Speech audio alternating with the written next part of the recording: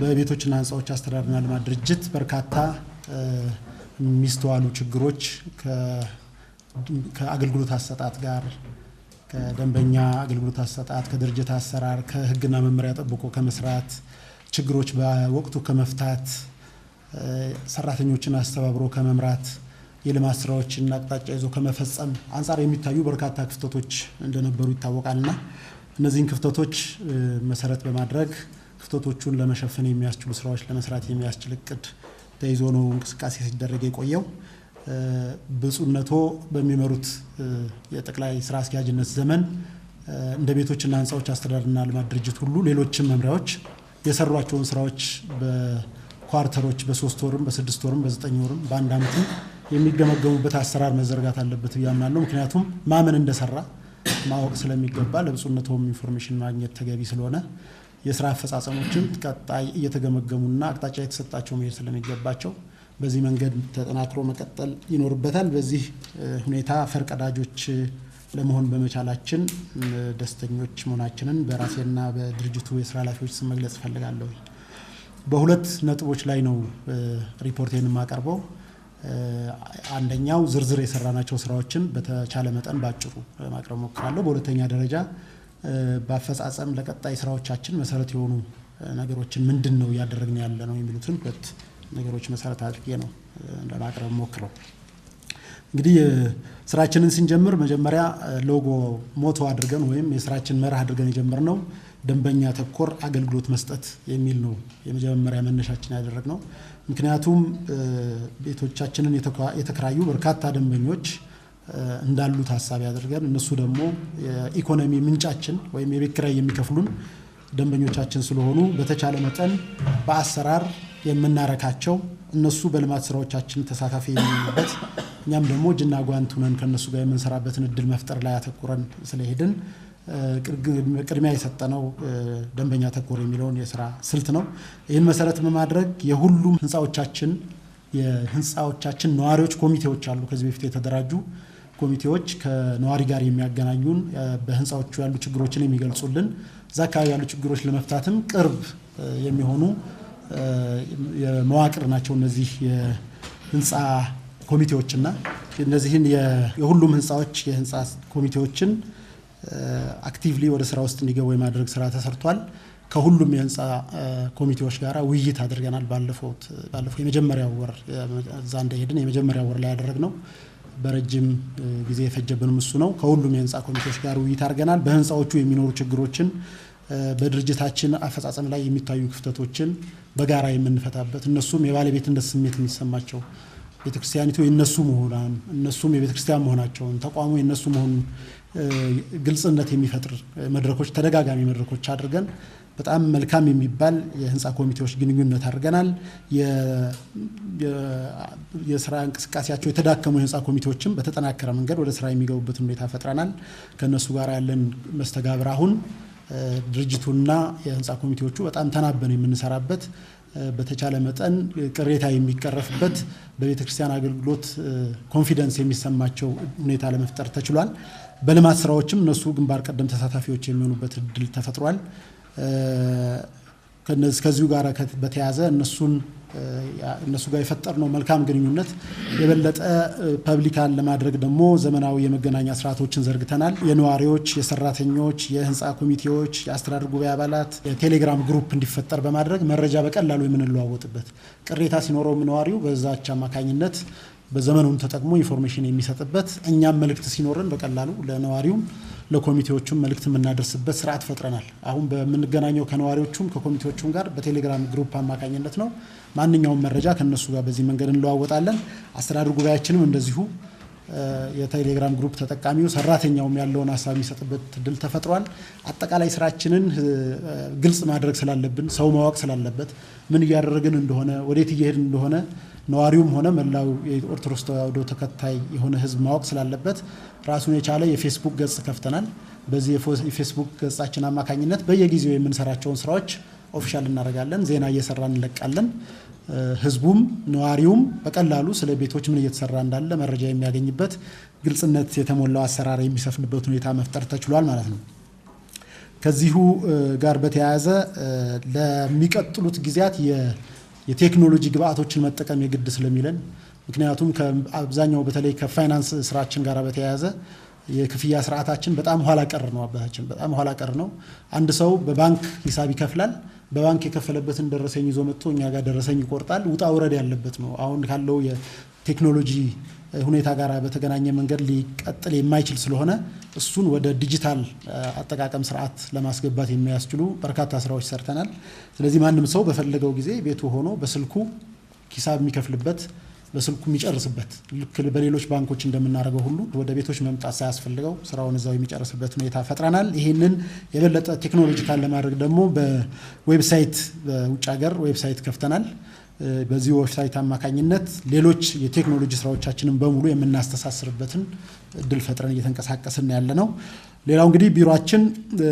ሸክላ ሰሪ በገል ይበላል እንደሚባለው አይነት ነው ያለው ቢሮ በጣም የተጎሳቆለ ነው በጣም ሙቀት አለው ለስራ አይመችም በጣም ልክ ያልሆነ ነውና ልክ እንደው ህንጻ የሚያከራይ ድርጅትም አይመስልም ለቤተ ክርስቲያንም የሚመጥን አይደለምና ይሄን ለመቀየር መንቀሳቀስ አለብን ብለን ስፖንሰር አፈላልገን ጨረታ አውጥተን የቤት ቢሮአችንን የማደስ ለአገልግሎት አሰጣጥ በሚያመች መንገድ ወርታች ወርዶ ባለ ጉዳይ ሲመጣ በቀላሉ ታች የሚያገኝን ሁኔታ ለመፍጠር ሞክረናል እሱ ጋር የገጠሙን የተወሰኑ ቴክኒካል ችግሮች ነበሩ እነሱን ፈተናል አሁን ፈተን በደንብ የሚፈጸምበትን አቅጣጫ አስቀምጠን ከብፁዕነቱ በተሰጠን መመሪያ መሰረት አሁን የተሻለ ስራ እንሰራለን በቅርብ ጊዜ ውስጥ ቢሮውን ጨርሰን የምንገባበት ሁኔታ ነው የሚፈጠረው የቢሮ እቃው ቁሳቁሶች የሚሰጡን ስፖንሰሮች አግኝተናል የቢሮ ጠረጴዛ ወንበር ሌሎች ነገሮችን አንዳንድ የቢሮን ስራ በእድሳት ውስጥ የሚያስፈልጉ ነገሮችን የሚደግፉን ሰዎች አግኝተናል ይሄ ከቤቱ ምንም አይነት ወጪ ሳንነካ ራሳችን ከነዋሪው ጋር በፈጠርነው ኮሙኒኬሽን አማካኝነት ቅድም በገለጽኩት አማካኝነት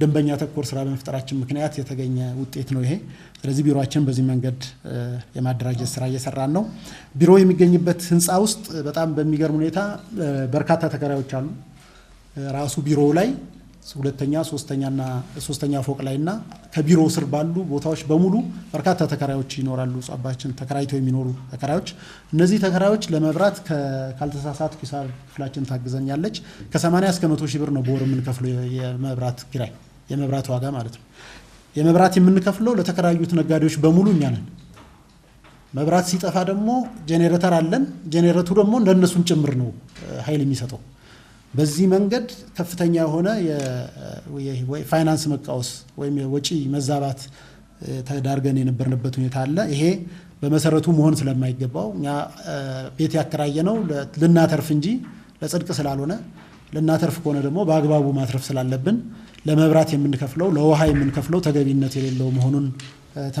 ተነጋግረን ከአስተዳድርጎ ያበላት ጋራ እያንዳንዱ ነጋዴ የራሱን ፍጆታ የምታነብ ቆጣሪ ትንሽ እንተናለች እሷን በእያንዳንዱ ተከራይ ነጋዴ ውስጥ እንዲገጠም አድርገን አሁን እያንዳንዱ እየተነበበ የየራሱን ሂሳብ የሚከፍልበትን ስርዓት በመዘርጋት አሁን የቢሮ ወጫችን የመብራት ወጫችን ከ80 እና ከ90 ከ100 ሺህ ብር ወደ 2500 ብር የወረደበት ሁኔታ ተፈጥሯል በ2500 እስከ 3000 ባለው ነው የቢሮ ፍጆታችን ስለዚህ ፍታው የሆነ የቤቱን ሊጎዳ የሚችል የነበረውን አሰራር ሀብት ብክነት እንዳይፈጠር ከማድረግ ረገድ መብራታችንን ውሃችንንም ውሃም የራሳቸውን እንዲያስገቡ በማድረግ ነፃ አድርገናል እዛ አካባቢ ያለውን ችግር ማለት ነው ቢሮና ነጋዴዎቹን የመለየት ስራ ሰርተናል እዛ ተደበላልቆ ነው የነበረው በቢሮ ውስጥ ቡና የሚነግድ አለ ምግብ የሚሰራ አለ ጸጉር የሚቆርጥ አለ እንደገና ደግሞ ከላይ የኛ ቢሮ ነው ከታች ደግሞ ክፍለ ከተማ ተከራይቷል ከፍ ብሎ በጣም ድብልቅልቁ የወጣና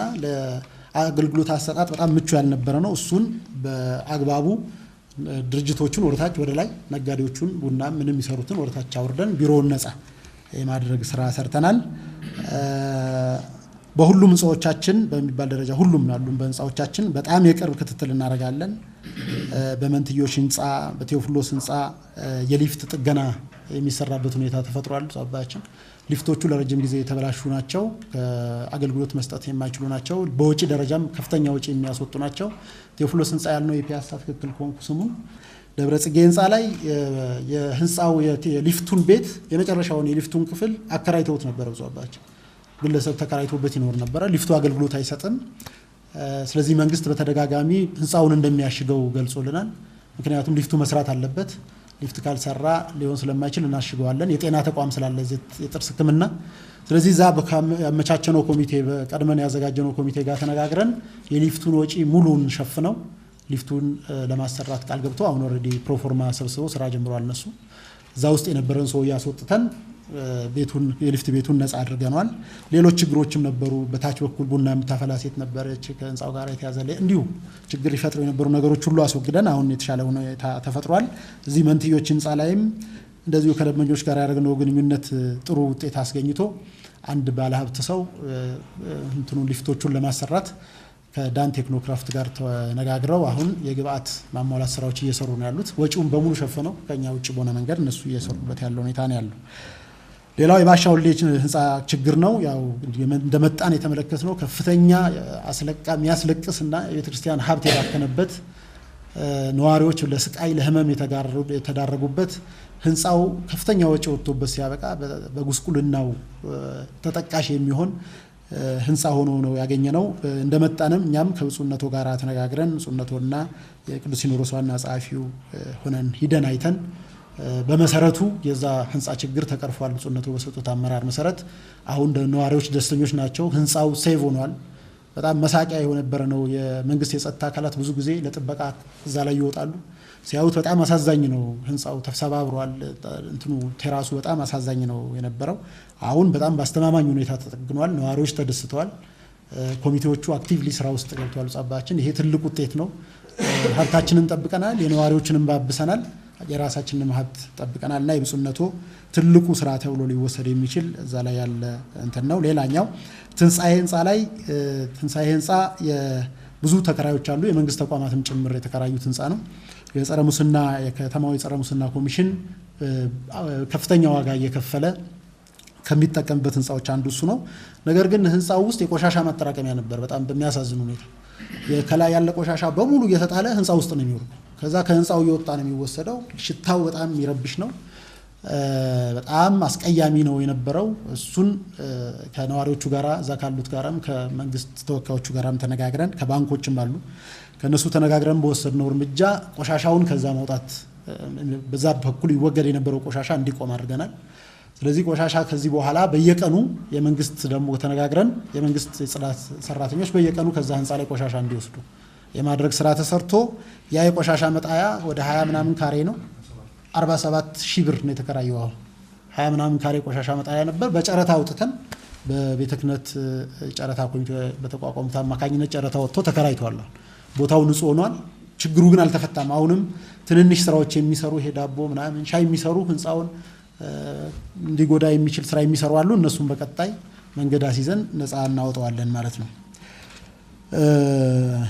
እንግዲህ አጠቃላይ አሰራሮቻችን በተመለከተ ከሰራተኞቻችን ተደጋጋሚ ውይይቶች አድርገናል። አቅጣጫዎች ሰጥተናል። ከጥበቃ ሰራተኞቻችን ትንሽ የስራ አፈጻጸም ላይ የሚታዩ ክፍተቶች አሉ። ጥበቆቻችን በአግባቡ ስራ አይገቡም። ከስራ ቦታ ጠፍተው ይሄዳሉ። 2-3 ስራ ይሰራሉ። ያው ከኑሮ ሁኔታ ሊሆን ይችላል እሱ።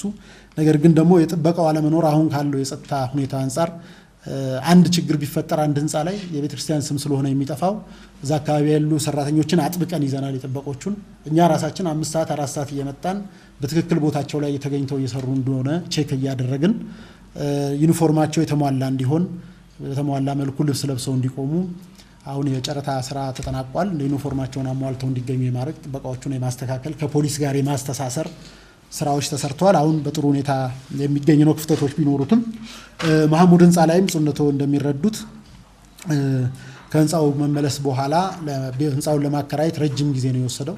ምክንያቱም አንደኛው የመብራት ችግር ነበረ፣ ሁለተኛው የውሃ ችግር ነው፣ ሶስተኛው የተከራዮቹ የነበሩት ተከራዮች ይግቡ የተባሉት ፍላጎት በጣም ሰፊ ስለነበር አንዴ ይቀነስልን፣ አንዴ ገንዘብ ይጨመርልን፣ አንዴ እንትኑ ሰፋብን፣ አንዴ ገንዘብ ይቀነስልን የሚል ያልሆኑ እንትኖች ይነሱ ነበርና እሱን ብፁዕነቶ በሰጡት አመራር መሰረት ወደ ጨረታ በመውሰድ አሁን በጨረታ አብዛኛው ሱቆች ተከራይተዋል።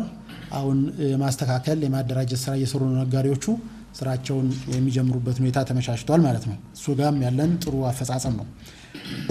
በጣም ከፍተኛ ሆኖ የገጠመን ችግር ቢሮ የሚገኝበት ህንጻ ቅድም እንዳልኩት በርካታ ተከራዮች ነው ያሉት። እነዛ ሁሉ ተከራዮች መብራት ውሃ እንዴት ሲጠቀሙ እንደነበረ ገልጫለሁ። ነገር ግን እነዛ ሁሉ ተከራዮች የኛ ተከራዮች አይደሉም። ተከራዮቹ የግለሰብ ተከራዮች ናቸው። የወልደ ገብርኤል የሚባልና የኢዮኤል ተከራዮች ናቸው። ወልደ ገብርኤልና ኢዮኤል በጨረታ ተከራይተው ከኛ ወስደው እነሱ ደግሞ ሌሎችን አጫርተው ከ270 ሺህ በላይ በወር ገቢ ያገኛሉ እያንዳንዳቸው። እኛ ተቀምጠን እናያለን ማለት ነው። እሱ ይሁን ሺህ ነው። ሁለቱም ደግሞ ለቤተ ክርስቲያኒቱ መክፈል የሚገባቸውን ኪራይ አይከፍሉ። ስፔሻሊ ኢዮኤል የሚባሉት ተከራይ 1 ወር ብቻ ነው የቤት ኪራይ የከፈሉት። ከዛ በኋላ ነክተውት አያውቁም። እኛኛውም በተመሳሳይ። ስለዚህ ሁለቱም ጋር ከ20 ሚሊዮን ብር በላይ ዕዳ አለባቸው። በቢሮም በውይይትም በማነጋገርም ችግሩን ለመፍታት ብዙ ጊዜ ሞክረናል። ላለማጫጫህም ሌላ ነገርም ላለመፍጠር ለምን አንወያያቸውም ብለን ብዙ ጊዜ ሞክረናል። ነገር ግን ሰዎቹ ቀልድ ነው ልክ እንደው ቤተክርስቲያኒቱን እንዳንድ የጅል መሰብሰቢያ አድርገው ንብረቷን እየተጠቀሙ እኛ የበይ ተመልካች ሆነን ራሳችን ባለንበት ህንጻ ውስጥ በሚያሳዝን ሁኔታ ነው የሚጠቀሙትና እነዚህ ሰዎች መንገድ መያዝ አለባቸው በሚል ሁለቱም በያለባቸው ተወየል ከ10 ሚሊዮን ብር በላይ ያለባቸው እኛኛውም እንደዛው በተመሳሳይ ፍርድ ቤት ክስ እንዲመሰረት አድርገናል። ሁለቱም በፍርድ ቤት ገንዘባችንን የሚመልሱበትን ሁኔታ የመፍጠር ስራ ሰርተናል። ሌላው ግን እሱን ከሰራም በኋላ እንደገና ያየነው ምንድነው እነሱ ሰዎች ተከሰው እስከሚፈረድባቸው ጊዜ እየተጠቀሙ 270 ሺህ 280 ሺህ በወር ያገኛሉ። እኛ ምንም አናገኝም። ስለዚህ ምንድነው የምናደርገው? በገዛ ቤታችን ስንወረር ዝም ብለን ማየት የለብንም። የፍርድ ቤቱ ጉዳይ የክሱ ጉዳይ ራሱን ችሎ ይሂድ። ነገር ግን ይሄን ነገር መስመር ማስያዝ አለብን ብለን ተወያየን። ስለዚህ ያንዳንዱ ተከራይ የራሱን ማመልከቻ እንዲያመጣ አደረግን። መጀመሪያ ራሳችን አጠናን ምን ያህል ተከራይ እንዳለ ማለት ስንት እንደሚከፍል ለማለት ስንት እንደሚከፍል አጣራን። ከዛ በኋላ ተከራዮቹ የሚከፍሉበትን ሪሲት ከግለሰቡ ጋር ውል የተዋዋሉትን የውል ደብዳቤ የውል ሰነድ እና የሚከፍሉበትን አድርገው ከቤተ ክርስቲያን ጋር ተዋውለን ብንሰራ ይሻላል፣ ይሄ ቢፈቀድልን ይሻላል። እኛ ለነጋዴዎች ይሄን ማድረጋቸውንም አናቅም። በዚህ ደረጃ ቤተ ክርስቲያን እየጎዱ መሆኑንም ስለማናቅ ፍትህ ቢሰጠን ብለው አመለከቱ። ተሰብስበን አስተዳደር ጉባኤ ተወያየንበት። ወደ ጨረታ ብናወጣው የምናገኘውና የምናጣውን ጨረታ ለማውጣት ደግሞ እነዚህን አስወጥተን ሌላ ግርግር ሁከት መፍጠር ነው የሚሆነው አካባቢው ላይና ይሄን ከምናጫጩህ በጥያቄያቸው መሰረት ለግለሰቦቹ ይከፍሉት የነበረውን ከኛ ጋር ውል እየተዋዋሉ ለቤተ ክርስቲያን እንዲከፍሉ ብናረግ አሁን ያልጠቀስኳቸው ከ270 እስከ 280 ሺህ ብር የሚሆን ገቢ ከአንደኛው ቦታ ብቻ ማግኘት የምንችልበት እድል ስላለ ይሄን ብንጠቀም ብለን ወስነን ወደ ተግባር ገብተናል። ከዛሬ ጀምሮ ውል እየተዋዋሉ ከኛ ጋር ስራቸውን እነሱ ይቀጥላሉ። ሌሎቹ በህግ የሚጠየቁት በህግ ጠይቀን ገንዘባችን ንብረታችን እናስመልሳለን። በዚህ ደረጃ ነው የዛ ያለው። እንግዲህ ከይዞታዎች ጋርም በተያያዘ በርካታ ስራዎች ተሰርተዋል። አባታችን ከዚህ የመን ኮሚኒቲ የሚባል መርካቶ አካባቢ የቤተክርስቲያን ንብረት የሆነ ንብረት አለ። ነገር ግን ፕሮሰስ ተደርጎ ቦታውን ለመረከብ ረጅም ርቀት ተሄዶ ሲያበቃ አንድ ቦታ ላይ ቆሟል። በማይረባ ምክንያት ነው የቆመው ያ ጉዳይ። ቦታው ትምህርት ቤት መሆን የሚችል ነው። ትልቅ ቦታ ነው። የታሪክ ቦታ ነው። ቤተክርስቲያን ደግሞ ምንም የሰነድ ችግር ደግሞ የለው። ሙሉ ንብረታችን ነው፣ የራሳችን ንብረት ነው። ነገር ግን ለማስመለስ የተደረገው ጥረት በተልካሻ ምክንያት ነው የቆመው። ምክንያቱም ምንድነው ብዬ ሳጣራ መኪና ለጠበቃው መኪና መመደብ ባለመቻሉ ምክንያት ነው የቀረው ያ ንብረት። በጣም አስቂኝ ነውና በጣም ነው ያዘንኩት። ምክንያቱም መርካቶ ላይ ያንን ያህል ንብረት ማጣት ቀላል ነገር አይደለም፣ የቤተክርስቲያን ሀብት። ስለዚህ ተሰብስበን ድጋሚ አይተን ኮሚቴ አቋቁመን ንብረታችን እንዲመለስልን ጥረት እያደረግን ነው። ረጅም ርቀት ተሄዶበታል። አሁን ባህልና ቱሪዝም ሚኒስትሩ ጋር ደርሷል ጉዳዩ። እሳቸው መመሪያ ሰጥተውበታል፣ አመራር ሰጥቷል። በእርግጠኝነት በዚህ ሳምንት ወይ በሚቀጥለው ሳምንት ጥሩ ምላሽ እናገኛለን። እሱን ተረከብን ማለት ለብፁዕነቶ የሥራ ዘመንም ለኛም ትልቅ የሆነ ታሪክ ነው የሚሆነው። ምክንያቱም ለረጅም ዓመታት ባክኖ የቆየ ቦታ ስለሆነ እሱን ለመረከብ በዚሁ መንገድ ላይ እንገኛለን። ከዚህ ከካሳ ክፍያ ጋር ቦታዎች በፈረሱ ምትክ የካሳ ክፍያዎች ጋር በተያያዘ ከየካ ክፍለ ከተማ ከአራዳ ክፍለ ከተማ እዚህ ለጎንደር ህንፃ ከተያዘው 26 ሚሊዮን 270 ምናምን ሺህ ብር አካባቢ ገቢ ሆኗል። ለየካ ክፍለ ከተማ ወረዳ 6 የቤት ቁጥር 962ን በተመለከተ 4.3 ሚሊዮን አካባቢ ገቢ ሆኗል።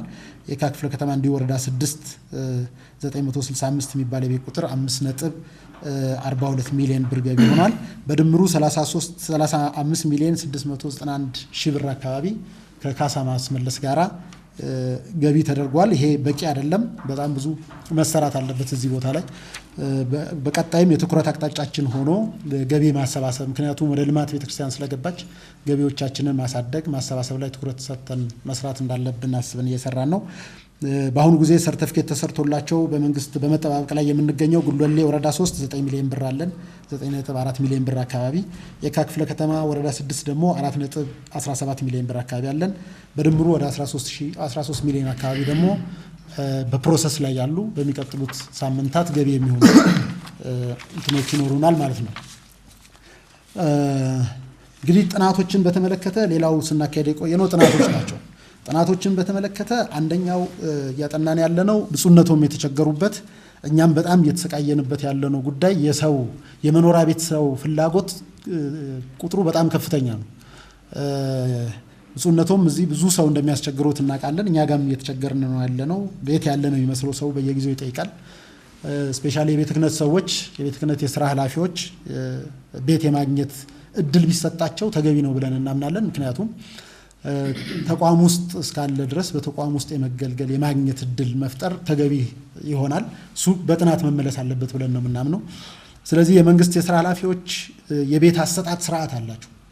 ልክ አንድ ሰው ሲሾም ወይ ደግሞ ኃላፊነት ላይ ሲሆን ቤት የሚሰጡበት ስርዓት አለ። ቤት የሚያስለቅቁበትም ስርዓት አላቸው። እኛ ጋር ድብልቅልቁ የወጣ ነው። ሁሉም ማአት ቤቶች አሉን በግለሰቦች የተያዙ ቤቶች ሰርተው አከራይተው እኛ ጋር በ200 እና በ300 ብር ተከራይተው የሚኖሩ በጣም ብዙ ናቸው። እነዚህን መንገድ ማስያዝ ለሌሎቹ የምንሰጥበትን ስርዓት ደግሞ ማበጀት ያስፈልጋል። ይሄም በሲኖዶስ አጸድቆ ወደ ተግባር ማስገባት ያስፈልጋል በሚል ጥናት እያጠናን ነው። በቅርብ ጊዜ በሚቀጥለው ሳምንት መጨረሻ አካባቢ የጥናቱን ሪፖርት እናቀርባለን። ጥሩ እየተሄደበት ነው ያለው። ኮሚቴው ትንሽ ደከም ብሎብን እየደጋገፍን ያለ ነው፣ ግን አስፈላጊና ብፁዕነቶም ረፍት የሚሰጥ ጉዳይ ስለሆነ እሱ ለሁላችንም ሰላም የሚሰጠን ስለሆነ ወደዛ እናስገባዋለን። የቤት ኪራይ ማሻሻያ ጥናት እያደረግን ነው። ጀምረናል፣ ኮሚቴ አቋቁመናል። ምክንያቱም እነዚህ መንትዮች ህንፃ ላይ ያሉት ከ200 ብር ነው ሰው የሚከፍሉ የቤት ኪራይ። ህንፃው ለህንፃው እድሳት ያወጣነው ደግሞ ሚሊዮን በጣም ከባድ ነው፣ ምንም አይደራረስም። ስለዚህ ቤተክርስቲያን ቤቶች የምታከራየው ከገንዘብ አግኝታ ተጨማሪ ልማቶች ለመስራት የአብነት ትምህርት ቤቶችና መንፈሳዊ አገልግሎቷን ለማጠናከር እስከሆነ ድረስ 4 ኪሎ ነው የሚመጥን የቤት ኪራይ ሊኖረው ያስፈልጋል። ስለዚህ ይህንን የሚያጠና ኮሚቴ አቋቁመናል፣ ስራ ጀምሯል። ዝርዝር ጥናቱን አጥንቶ ተመሳሳይ ካሬዎች በተመሳሳይ ፎቆች በደንብ ፍትሃዊ የሆነ ጥያቄ ሊያስነሳ የማይችል እንዲሆን አድርገን አጥንተን በደንብ ገምግመን ስናበጣ እናቀርባለን። ይሄ ወሳኝ ስራ ነው ብለን እናስባለን። የኪራይ ውል ማሻሻያዎች አድርገናል። ኦልሬዲ በባለሙያዎች ተጠንቶ ቀርቧል። እኛ በአስተዳደር ጉባኤ እየገመገምን ነው። ስንጨርስ ለብፁዕነቱ እናቀርብና ከጸደቀ ወደ ተግባር እናስገባለን። አጠቃላይ የቤተ ክርስቲያን ይዞታዎችን በተመለከተም ወደፊት ተጠንቶ አጠቃላይ የቤተ ክርስቲያን ይዞታዎችን በተመለከተ አጥንተን ጨርሰናል። ዛሬ እዚህ አምጥተናል። ሰነዱን ለብፁዕነቱ እናስረክባለን። ቤቶቹ ያሉን ቤቶች የት ይገኛሉ፣ ህጋዊ ይዞታ አላቸው የላቸውም፣ ሌሎች ዝርዝር መረጃዎችን የሚይዝ ካርታዎቻቸውንም ጭምር የያዘ አንድ ሰነድ አዘጋጅተናል። ሌላኛው ደግሞ ከዚህ ከመልሶ ማልማት ጋር በተያያዘ የፈረሱ ቦታዎች የት ቦታ ፈረሰ፣ ስንት ካሬ ፈረሰ፣ የትኛው ተመለሰልን፣ የትኛው ካርታ ተሰጠን፣ የትኛው ካሳ ተከፈለን የሚለውን ዝርዝር ተጠንቷል። ይሄ በሶፍት ኮፒም በሃርድ ኮፒም ነው የተዘጋጀው።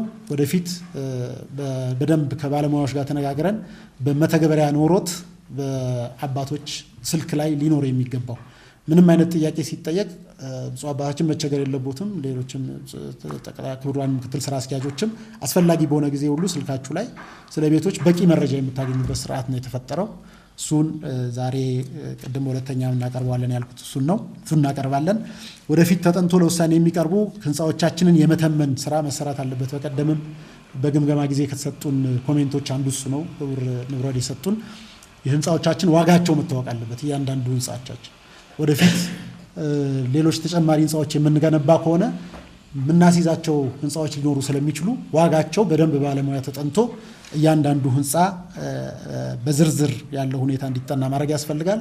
ይሄን ሊያደርግ የሚችል ኮሚቴ በሚቀጥሉት ጊዜያት አቋቁመን ወደ ተግባር እንገባለን፣ አጥንተን እናቀርባለን። እሱን የፓርኪንግ ስርዓታችን በጣም የተበላሸ ነው፣ ለሙስና የተጋለጠ ነው።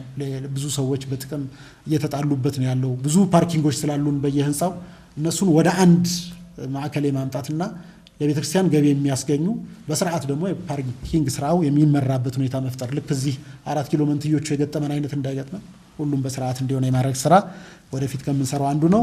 ሌላው የድርጅቱ መተዳደሪያ ደንብ በደንብ ዘመኑን የዋጀ መሆን አለበት፣ ሊያሰራ የሚችል መሆን አለበት። አሁን ወደ ቴክኖሎጂ በሄድን ቁጥር ደንቡ የተሻለ ሆኖ አሰሪ የሚሆንበት ሁኔታ መፍጠር አለብን ማለት ነው። ሌላው እንግዲህ በዚህ ውስጥ በርካታ ችግሮች ገጥመውናል፣ በርካታ ፈተናዎች ገጥመውናል ከውስጥም ከውጭም።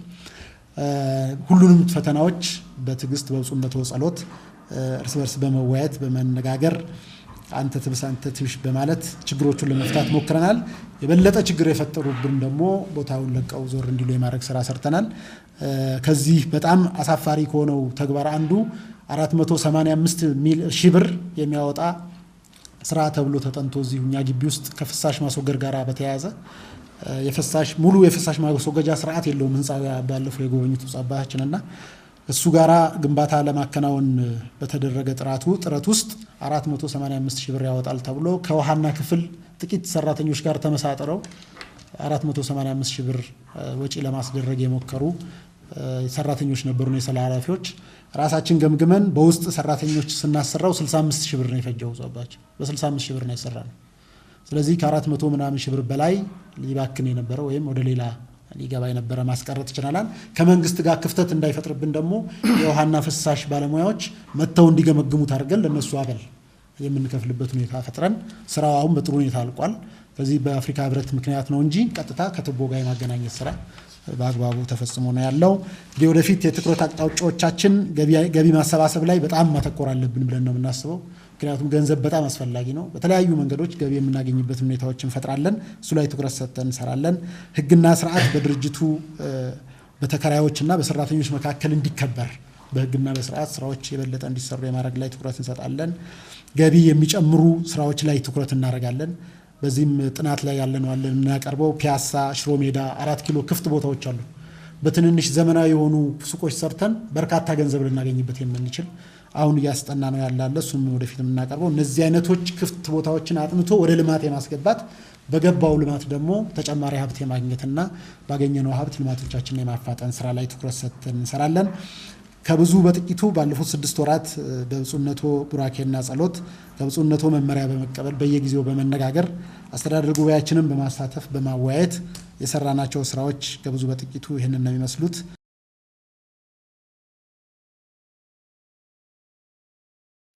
ቅድም እንደተናገረው በኢትዮጵያ ኦርቶዶክስ ተዋሕዶ ቤተክርስቲያን ያው በተደረገው የአመራር ለውጥ ብፁዕ ዋና ጠቅላይ ስራ አስኪያጅ ወደ ኃላፊነት ከመጡ ጊዜ በኋላ አንዱ የተለወጠውና የስራ ለውጥ የተደረገበት ቦታ የቤቶችና ህንፃዎች አስተዳደር ልማት ድርጅት ነው።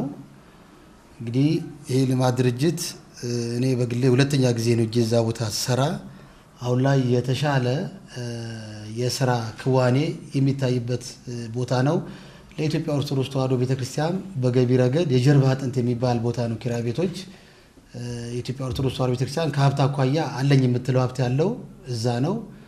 ከገቢም አኳያ ከፍተኛ ገቢ የሚሰበሰብበትም ተቋም እሱ ነው። እንደገና ዘላቂ ሀብትም ያለበት ቦታ ነው። ቤቶች መሰረታዊ ሀብቶች ናቸው። እነኛን ነገር እንግዲህ የስራ ኃላፊው ከመጡ በኋላ ያደረጉት ነገር ሰራተኛ ለስራ የተነቃቃና ብርቱ መንፈስ እንዲኖረው አንድነት እንዲኖረው የማድረግ ነገር ነው። ሁላችንም ለአንድ ዓላማ እንድንቆም ከዛ በፊት የሰው ኃይሉ ትንሽ የተበታተነና ጉራማይል የነበረ ነው። ያንን ወደ አንድነት የማምጣት አብሮ ተማምኖ በጋራ የመስራትን ነገር በመፍጠር ረገድ ትልቅ ስራ ሰርተዋል።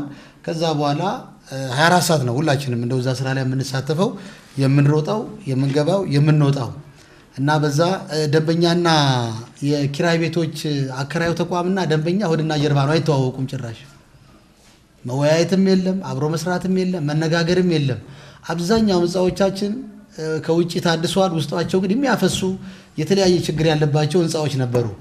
ይሄንን ችግር አንዱ የባለፈው እድሳቱ ካደረገው ነገር አብዛኛው ውጭ እድሳት የተደረገው ውስጡ ግን አልታየም።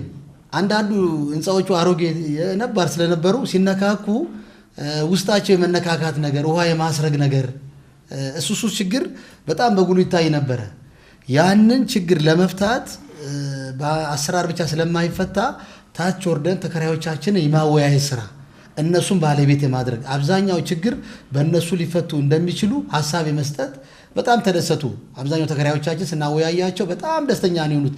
እንደዚህ አይነት ተቀራርቦ የመስራትና እኛም ባለቤት የማድረግ አሰራር ከዚህ ቀደም አልነበረም ነበር። ይህን እድል በማግኘታችን እናመሰግናለን ብለው ራሳቸው ኮሚቴ አዋቅረው አንዳንድ ከኛም ባለሙያ እየታከለላቸው አብረው በጋራ የመስራቱ ነገር ነበርና በተከራይና በአከራይ መሃል ግንኙነት አልነበረም። ይመጣሉ፣ ክራይ ይከፍላሉ፣ ይመለሳሉ። አሁን ግን የቤተሰብ የመናበብ ነገር እኔ ባየሁት በሁለተኛ ደረጃ ብፁዕ አባታችን ተሰርቷል። ይህ ስራ ቀላል አይደለም። ብዙዎቹ አሁን ህንፃዎቹ ቢታዩ ፓርኪንጋቸውን የማጽዳት አጠቃላይ ግቢውን ጽዱ የማድረግ እኛ ያልሆነ ጉዳይ ስንፈልጋቸው ሮጦ የመምጣት ምን እናግዝ፣ ምን እንርዳ፣ አብረን ተባብረን መስራት እንፈልጋለን የሚል የሊፍቱ ጉዳይ አሁን ቅድም የተነሳው ነገር ቀላል አይደለም። አንድ ግለሰብ ነው እኔ ያሰራዋለሁ ያለው። ያ ግለሰብ ከአሁን በፊት ብዙ ጊዜ ቤተ ክህነቱን ጠይቋል። ኪራይ ቤቶች ያሉትንም የስራ ኃላፊዎች ጠይቋል። እኔ ላሰራው ይሄ ብረት ነው ዝጎ ቆሞ ረጅም ዘመን ከሚበላሽ ብዬ ስል አይመለከትም እያሉ ይመልሱ ነበር። አሁን ግን እንደዚህ አይነት አመራሮችን ሳገኝ ለመስራት ዝግጁ ነኝ ብሎ ያ ሰው በዛ መልኩ ሊሰራ ችሏል። ሌላው ብፁዕ አባታችን ቤቶች እየሰራበት ያለው ቢሮ ላይ ከስር ያሉ ተከራዮቻችን አብዛኛው ያው ቤተ ክህነትን እናውቃለን በሚል ቤቱን የደፈሩ ነበሩ። ብፁዕ አባታችን አንዱ ሰው 11 ሚሊዮን ብር አካባቢ ደርሷል። አንዱ ወደ 9 ሚሊዮን ብር ደርሷል። በህንፃ በቤቱ እየተጠቀሙ እያከራዩ እየነገሩበት ለቤቱ 1 ብር አያስገቡም። አይኛ ከታች ከላይ ሰው አለን እንደዚህ እናደርጋለን እያሉ ያዋክባሉ። እንዴ ይሄ ነገር እንዴት ነው? ወዴት እየሄደ ነው? እንደው አንድ የሚባል አባባል አለ፣ ከሞኝ ደጃፍ ሞፈር ይቆረጣል። እነኚህ ግን በቃ ሳሎን ፍራሻቸውን ይዘው ገብተው የመተኛታል ቤቱ ላይ አይመለከታችሁም። በዛ እንደውም ከሊቀ ስዩማን እስክንድር ጋር የተላላክናቸው ቴክስቶች አሉ። ሰዎቹ አብዛኛው ምንድነው የሚያደርጉት? ያሉ የስራ ኃላፊዎቹን በአንዳንድ ጥቅማ ጥቅም ይዟቸውና እለፉን፣ ወደፊት እንከፍላለን፣ እንደዚህ እናደርጋለን፣ ጊዜ ይሰጠን። ሊቀ ስዩማን ሄድና ሌባ እንፈልግ ብሎ የላከበትን ቴክስት አይቼዋለሁ። እንደራደር ሲሉት እና እዛ ጋር የተወሰደ አክሽን ብፁዕ አባታችን ቀላል አክሽን አይደለም።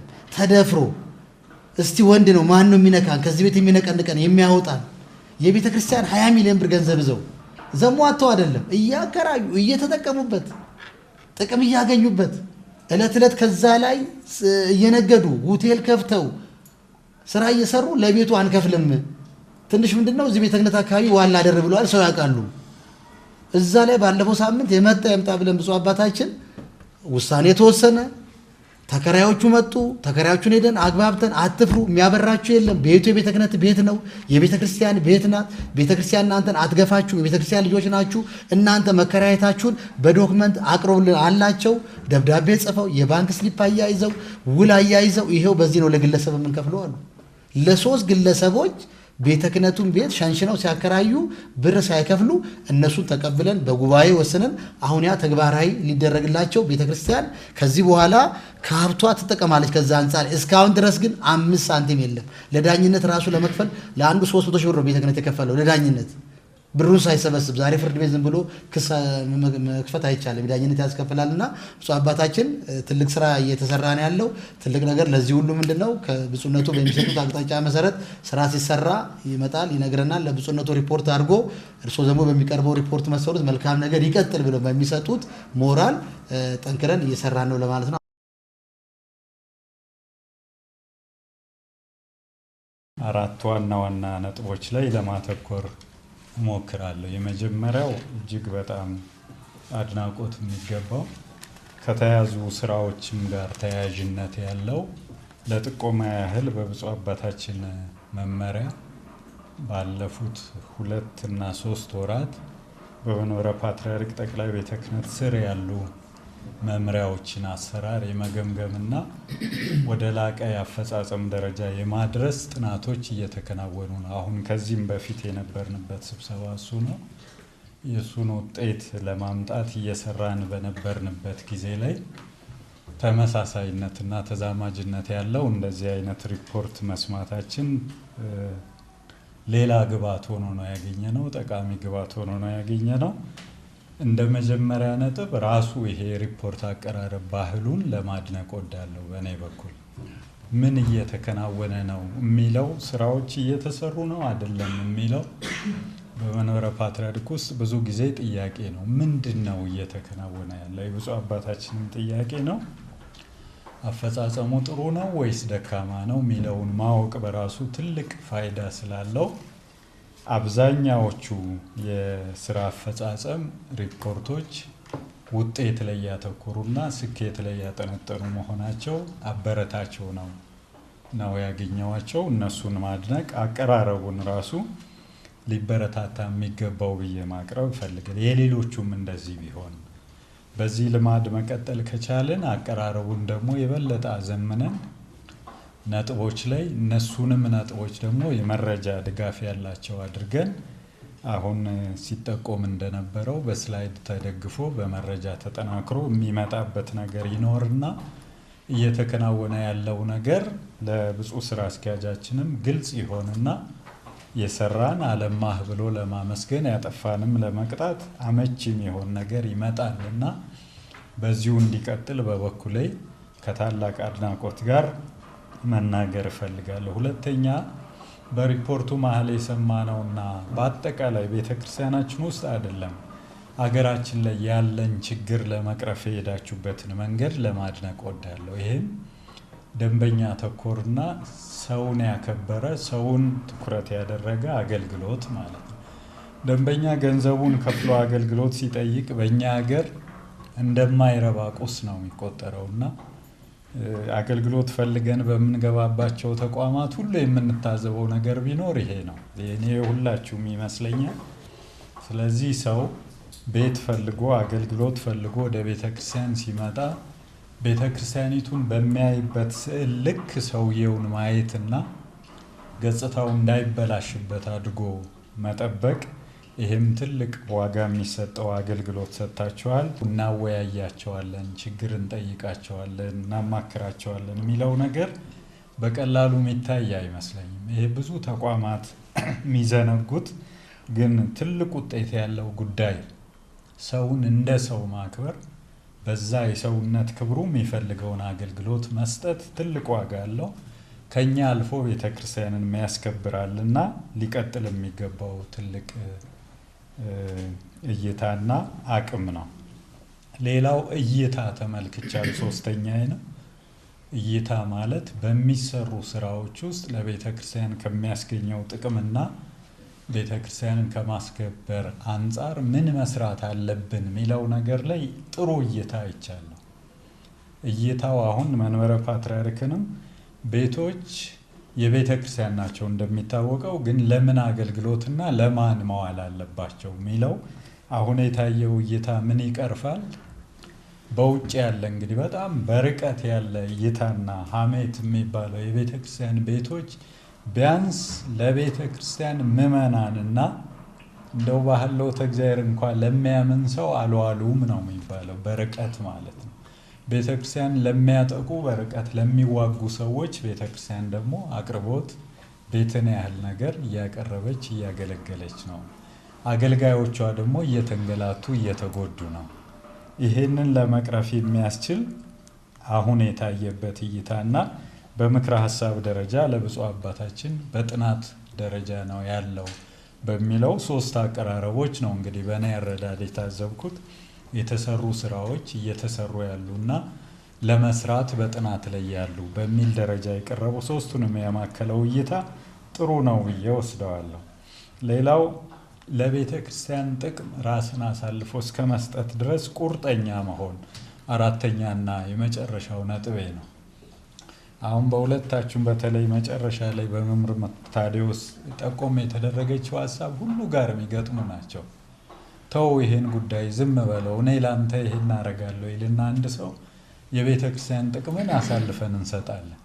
ለእኛ ከተሟላ ሌላውን ሁሉ እንረሳዋለንና ነጋዴን ፈልግ የሚለው እንደ ትልቅ ሞቶ ጥቅም ላይ መዋል የሚችል አድርጌ ወስደዋለሁ። እንዴ ለመነገድ እዚህ ያልተቀመጥንም የቤተ ክርስቲያን ጥቅም ለማስከበር ነው እዚህ ያለ ነው የሚለው አቋም ሁሉም የቤተ ክርስቲያን አደራ ያለባቸው ኃላፊዎች፣ ሰራተኞች ላይ ሁሉ ያስፈልጋልና ስራዎች ከዚህ የበለጠ ተጠናክረው ከዚህ የበለጠ በጥናት ተደግፈው የሚሰሩበት ነገር ላይ የሁላችንም ድጋፍ ያስፈልጋል። ይህን የሚያክል ትልቅ የልማት ድርጅት መምራት ደግሞ እንደዚህ አይነት ቁርጠኝነት ይጠይቃል። በቃ የቆምነው ለቤተ ክርስቲያን ጥቅም ነው የሚል አቋም ይፈልጋል ማለት ነው። አይተን ከምንታዘበው ለዚህ ዓላማና አቋም አብራችሁ እንደቆማችሁ እንዲሁ ማወቅ ይቻላል ማለት አብሮ ተሰልፎ መምጣት በራሱ ትርጉም ስላለው እና ከዚህ ወስዶ ይሄ ተበረታቶ እንዲቀጥልና በሙያ እንዲደገፍ የእያንዳንዱ ሰው ጥረትና ትግል እንዲታከልበት ይሄ ሲሆን እንደ መጨረሻ ውጤት የብፁዕ አባታችን በዚህ የስራ ዘመናቸው ላይ ለያዟቸው የልማት እቅዶች እየተተገበሩ ያሉ ስራዎች ትልቁ ግብዓት የሚመጣው ከእንዲህ አይነት ተቋማት ስለሆነ በትክክል እነዛ ዓላማዎች ተደጋግፈው ይቀጥላሉ ማለት ነው እና ይሄን ለማበረታታት ለማድነቁ ነው ብፁዕ አባታችን። አብዝቼ ከሆነ እጅግ በጣም ይቅርታ ጠይቃለሁ። ግን ዓላማው ከፍተኛ ዓላማ ስለሆነና ጠቀሜታውም ለቤተ ክርስቲያን ትልቅ ቦታ ሊሰጠው የሚገባ ስለሆነ የልማት ስራዎቻችን በዚህ ደረጃ ድረስ ተደጋግፈው ሊቀጥሉ እንደሚገባም አመላካች ስለሆነ ነው። ቡራኬው ይድረሰኝ። አመሰግናለሁ። እግዚአብሔር ይስጥልኝ።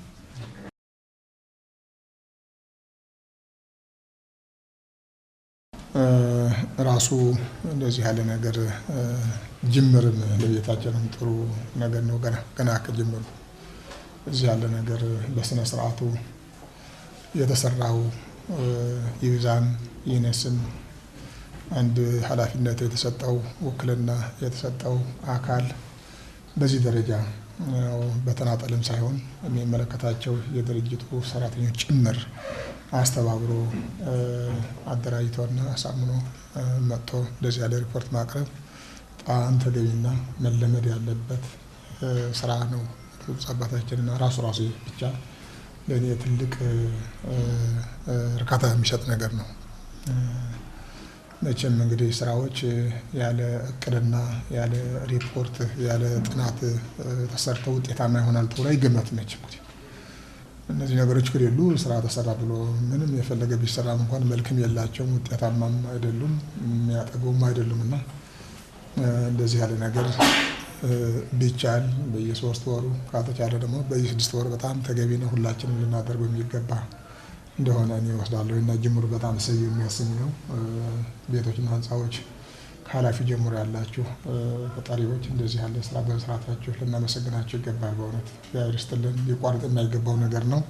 እንደዚህ ከሆነ እየተማማርን እንሄዳለን። እየተራረምን እየተማማርንም የምንማማረው ደግሞ ሁላችንም እኛ ራሳችንም እኮ እየተማርን ነው። አሁን ፊት ምን ነበረ፣ አሁን ምን ሆነ፣ ምን ስራ ነው እየተሰራ ያለ፣ እንደዚህ ያለ ልምድ ለእኛስ አይበጅም ወይ እኛስ ብንጠቀምበት የሚል ነገር ጭምር እኮ ነው የሚመጣው። ሀሳብ ይንሸራሸራል በደንብ ሆኖና አባታችን ጥሩ ነገር ነው ያየነው። በጣም ነው የምናመሰግነው።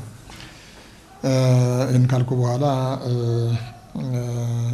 በመጀመሪያ ያው በኮሚኒኬሽን ደረጃ የተሰራው ስራ በጣም ጥሩ እንደሆነ ያው ታይተዋል። ያው ስራዎች ደግሞ ቤቱ ከወጪ አንጻር እንዲያው ለማዳን በስፖንሰር ደረጃ የተሰሩ ስራዎችን አይተናል። በጣም ሰየው የሚያሰኝ ነው። ግሩም የሆነ ነገር ነው። እንደዚሁ ለቤተክርስቲያኗ ገቢ ለማሳደግ እየተደረጉ ያሉ እንቅስቃሴዎችን በጣም ሰየው የሚያሰኝ ነው። በእውነት ይሄ እኔ በጣም ስንቀሳቀስ ነበር። ከአሁን በፊትም ለነበሩ ወንድሞች ሰራተኞች ወደዚህ ይገቡበት። በተለይ የኪራይ ክፍያው በጣም አነስተኛና ብዙ ዘግይቶ በ10 ዓመትም በ5 ዓመትም በ6 ዓመትም የሚደረግ ነገር ነው ያለና እዚያ በኋላ በዚህ ብዙ ቤተክርስቲያን ጥቅም እያጣች ነው። እንዲያውም መሰራት ያለበት ጥናቱ ለአንድ ዓመት ለአንድ ጊዜ ሳይሆን በቀጣይነት አሁን በዚህ ደረጃ በየዓመቱ ደግሞ እንደገና በምን ያህል ፐርሰንት እየተከፈለ መሄድ እንዳለበትም ጭምር አጥኖ እያለ እንጎሰጉስ ነበረና እንግዲህ ይህንኛውና ሌሎች ከፓርኪንግ ሊገኙ የሚገባቸው ገቢዎች ከክፍት ቦታዎች እንደገና በቀላሉ ተሰርተው በትንሽ ወጪ ተሰርተው ከፍተኛ ገቢ ሊያስገኙ የሚችሉ ነገሮች እነዚህም በሰፊው እየተሰራባቸው መሆኑ ሁላችንም ያው እናያቸው ነበረ። እንደዚህ በኮሪደር ልማትም ጭምር የተወሰኑ ጥናቶች ጀምረን ነበር። በፓርኪንግ ዙሪያና በክፍት ቦታዎችም የተጀማመሩ ነገሮች ነበሩና እነዚህም በሰፊው ስለሄዳችሁባቸው በጣም ደስ የሚል ነገሮች ናቸው ብዬ ወስዳለሁ። እነዚህ በጠንካራ ጎኖቹ ወስጄ ስጋቶች ደግሞ ለማስቀመጥ እፈልጋለሁ። ብፁዕ አባታችን፣ ክቡራን ተሳታፊዎች፣ በተለይ እውነት አንዳንድ ጊዜ መቼም ኃላፊነት መውሰድም ያለብን ይመስለኛል። ብፁዕ አባታችን ቤተ ክርስቲያኗ 20 ሚሊዮን ብር እስክታጣ ድረስ በዚያ ኃላፊነት የነበሩ በዚህም የመለከታቸው ሰዎች ምን ይሰሩ ነበር የሚለው ነገር ዝም ብለን ማለፍ የለብን አይመስለኝም። ብፁዕ አባታችን ሌላ ቢቀር እንኳን እንዲያው አውቀንብሃል ማለት እንኳን ራሱ ነውሩ ነው፣ ለነገም እንዳይቀጥል ያደርጋል። ቢያንስ ይህንን ድርጊት ዝም ብሎ ውስጥ እንግዲህ አለ። እንግዲህ ያው እንደምናውቀው በየወሩ ገቢ መደረግ ያለበት ገቢ መደረጉ አለመደረጉ የሚከታተል አካል አለ። መቼ በዚያ ውስጥ ኃላፊ ብቻ ሳይሆን ከኃላፊ በታች ያን ነገር የሚከታተል ነገር አለ። እና እንደዚህ ያሉ ብልጣብልጦች በቤተ ክርስቲያን ለመነገድ የቤተ ክርስቲያናችን የአሰራር ክፍተት ሆን ብለው አጥንተው የመጡ ከመጡ በኋላ 20 ሚሊዮን ብር 10 ሚሊዮን ብር እስኪደርስ ድረስ ተከምሮ ዝም ብሎ የሚያይ ኃላፊ ዝም ብለን የምናልፈው ከሆነ አሁንም ያለው ቀጥል እናትም ይቻላል እንደዚህ ያለ ነገር በቤተ ክርስቲያን ችግር የለው አይደለም 100 ሚሊዮንም ይቻላል የሚል መልእክት የሚያስተላልፈው ዝም ብሎ የሚታለፈው ከሆነ እንደዚህ ያለ አሰራር ፈቅደናል ማለት ነው። ዛሬ በጆሮአችን የሰማን ብፁዕ አባታችን ይህንን ሰምተው እኛም ሰምተን ዝም ብለን የምናልፈው ከሆነ ነገር ይሄ ቀጥሉ፣ ጥሩ ነው፣ መልካም ማለት ነው። ይሄ ነገር ደግፈነዋል ማለት ነው። በዚህ ላይ በእውነቱ ድርጅቱም ቢሆን በዚህ ብቻ ሊያልፈው አይገባም። በቃ በፍርድ ቤት ብቻ ሊያልፈውም አይገባም። ተጠያቂ ይህን ነገር የሚከተላቸው በየደረጃው መጠየቅ ያለባቸው ሰዎች መጠየቅ አለባቸው። ይሄ ስራቸው ደግሞ ሊቀጥሉ እንደዚህ ያሉ እየሰሩ እንደዚህ ብለው መቀጠል የለባቸው። ነውሩ ነው በእውነቱ እንደዚህ ያለ ነገር ነውሩ ነው፣ ኃጢአት ነው። እንዲያው ንስሐ የሚያስፈልገው ነገር ነው። በጣም ነው የተሰማኝ ብፁዕ አባታችን 20 ሚሊዮን ብር ለዚያም ደግሞ እንደገና አከራይቶ ደግሞ ሁለት ወንጌል እኮ ነው አለመክፈል። አንድ ወንጌል ነው፣ አንድ ጥፋት ነው። ደግሞ እሱ የተከራዩን አሳልፎ ለሶስተኛ ወገን ማከራየት ይፈቅዳል ይሄው የቤቶችና ውል ይፈቅዳል። ይሄ ሁለተኛ ወንጌል ነው። ሁለተኛ ወንጌል እየተፈጸመ እንዴ በሞኝ ምን ይቆፈራል የሚባለው በጣም አሳዛኝ ነው። እንደዚህ ያለ ምን ያህል እኔ እዚያ ቦታ ተቀምጬ እኔ በመራስ እኔ ንቄ ያለው በቃ ነው ያረ በግሌም ተንቄ ያለው ቢሆን ነው እኔ በጣም ተንቄ ያለው በቃ እንዲያው እንቶ ነው ቤተክርስቲያን ነገር ሌላ እንኳን ባይገድኝ እኔ እንኳን ተንቄ ያለው ቢሆን ነው እና ድርብ ጥፋት ነው ይሄ ድርብ ጥፋት ነው የተፈጸመ። ይሄ ነገር ዝም ብሎ መታለፍ የለበትም። ካልሆነ ግን ፈቅደናል ማለት ብፁዕ ጠቅላይ ስራ አስኪያጁ ፈቅደዋል፣ ምክትል ስራ አስኪያጁ ፈቅደዋል። ዝም ብለው ካለፉት ማለት እኮ ፈቅደዋል፣ ተስማምተዋል ማለት ነው። መታለፍ የለበት፣ መጠየቅ አለበት። አሁንም እንደዚህ ያለ ነገር እንዳይቀጥል አስተማሪ የሆነ ነገር መቀመጥ አለበት ይገምታለሁ። ስለዚህ እንደዚህ ያለ ነገር አሰራራችን ያው ሰንካለና ደካማ ሙውት የሚያደርጉ የሚያስወቅሱ እንደዚህ ያለ አሰራሮች ናቸውና ይሄ በደንብ መታየት አለበት ብዬ አስባለሁ። ሌላው ፍርድ ቤቱስ በራሱ አሁን ችግር እንዳያጋጥሙ ልዩ ክትትል ያስፈልገዋል። የህግ ባለሙያዎቹ የክስ ቻርጃቸው ምን ያህል ጠንካራ ነው የሚል ነገር እንዲያው ዝም ብሎ ብዙ ጊዜ የምናውቀው ያው ነገር አለ። ሆን ብሎ እንዲያው ዝም ብሎ እንዲያሸንፍ ሳይሆን እንዲሸነፍ አድርጎ መከራከር ክስ የመመስረትና ሂደቱም የማበላሸት ነገር ብዙ ነገሮች አሉ። አሁን እንግዲህ የህግ ባለሙያ አሁን ሊቀ ስዩማን እንደነገረን መኪና በማጣቱ አሳልፎ ያንን የመሰለ ግቢ ሰጥቷል። በቃ መኪና በማጣቱ በዚያን ጊዜ የነበሩ ኃላፊዎች ይህን ነገር አካል ተከታተሉ ምንድን ነው የሚከታተሉ? የአረብ ኮሚቴ ማለት እኮ በእውነቱ ትልቅ ግቢ እኮ ነው። ትልቅ ሀብት እኮ ነው። መርካቶ እኮ ነው። በጣም ትልቅ ሀብት ነው። በቃ እንዲያው የግቢ እኮ ተረክበን ነገ እኮ በእውነቱ ስንት በቢሊዮን ገንዘብ የምናገኝበት ሀብት እኮ ነው። የትም እኮ የማያገኝ ሀብት ነው። ኃላፊዎቹ እዚህን ካልተከታተሉ ህግ አገልግሎቱ ክፍል የዚያን ጊዜ የነበረው ጉድ እኮ ነው። ለምንድን ነው ዝም ብናፈው? ይሄ መገምገም አለባቸው፣ መወቀስ አለባቸው። ለወደፊት ማሳቀቂያ መረስ አለባቸው ቢያንስ። ስለዚህ ይሄ አንድ ነገር ሆኖ ይሄ እንግዲህ ተከራከርን የፍትሐ ብሔር አለም ህጉ ይሄ በፍትሐ ብሔር ነው የተከሰሱ የፍትሐ ብሔር ጉዳይ ነው። ፍትሐ ብሔር ሄዶ በመጨረሻ ይፈረድላቸዋል። ክፎል ይባላሉ፣ የለንም ይላሉ። እዚያ ይቆማል። ሌላ ነገር ይመጣል፣ እዚያ ይቆማል። ብፁዕ አባታችን ደግሞ ለዳኝነት ገንዘብ አውጥተን ተጨማሪ ገንዘብ አውጥተን ከፍለን ተከራክረን ሰዎቹ በቃ እኛ አሁን ገንዘብ የለንም ስናገኝ እንከፍላለን ካልኩ ፍርድ ቤት ሌላ ጥያቄ ነው የሚያስከትላል። የሚይዝልህ የማያዝልህ ንብረት ሀብት ካላምጣ ካለመጣ ግን ጠብቅ ነው የሚል እዚህ አስተፍ ይሆናል። ስለዚህ ያው ፍርድ ቤት መክሰሳችን በራሱ የመጨረሻና በቂ የሆነ መፍትሄ አይደለም። ከአሁን ጀምሮ ንብረት ካላቸው ንብረታቸው እንዲያዝ ያስፈልጋል። ቤትም ካለ ህንፃም ካለ ባንክ ገንዘብም ካለ ቤት እስኪመርሱ ድረስ እንዳይንቀሳቀስ ብሎ ማሳገድ ያስፈልጋል። በጣም ጥሩ እንደሱ ሆነ አሳግዳቸው ከሆነ ጥሩ ነው። ለዚህ ገንዘብ በቂ ነው የሚለው ነገርም ደግሞ ሌላ ታሳቢ አድርጉና እንደዚህ ነው ከተሰራ እንዲያው በደንብ አድርጎ መስራት ያስፈልጋል። ከተነካኩ ደህና አድርጎ የሚያደማ ስራ ነው እንጂ ነካክቶ መሆን የለበትም አትፈልጌ ነውና ይሄ ነገር ያው በደንብ ሊታሰብበት ይገባል። እንደዚህ ያሉ ሰዎች ማስተማሪያ ማድረግ አለብን። ይሄ እኮ የተመለከትከ ከኔ ተማሪ ይላል ሌላ በሙሉ። አለዚያ ግን አይ እገሌ ተከሰሰ ምን ያመጣው ነገር እኛ ምን ቀጠል ይናበባሉ እኮ ተከራዮቹ ይታወቃል እኮ ነጋዴ ነገር ታውቁታላችሁ። ኮኔክተር ናቸው ብፁዕ አባታችን አንዱ ለአንዱ ይገናኛሉ። ስለዚህ ያውቃታል። አሁን እነኚህ ሰዎች መከሰሳቸው ያውቃሉ። ሌሎችም ይኖራሉ እንደዚህ የተከራዩ ሰዎች ይኖራሉ። እነዚህ ብቻ ላይሆኑ ይችላሉ።